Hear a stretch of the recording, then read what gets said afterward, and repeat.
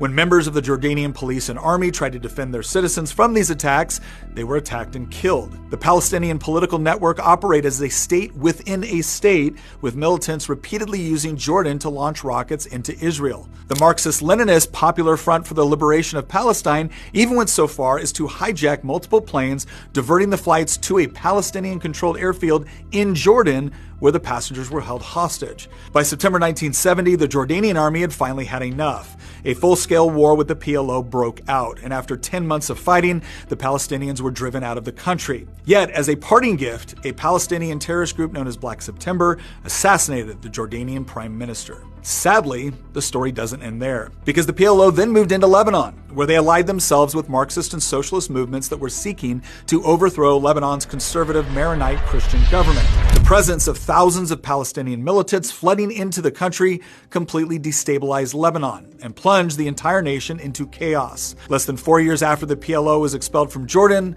Lebanon found itself in the middle of one of the most bloody and chaotic civil wars in Middle Eastern history, from which it has never fully recovered. In short, Palestinian organizations have not just attacked Israel. They have sowed unrest in many of the neighboring Arab and Muslim countries as well, and this has led those governments to the conclusion that allowing for mass immigration or even just refugee camp resettlement within their borders would lead to domestic unrest for their own countries. And this, of course, only exacerbates the humanitarian crisis for those Palestinian non-combatants caught in the middle. The problem is, as long as terrorist organizations like Hamas and others are elected to represent the Palestinian people, their plight will most likely continue, as neither Israel nor apparently the surrounding Arab nations want to see their own populations threatened by terrorist groups.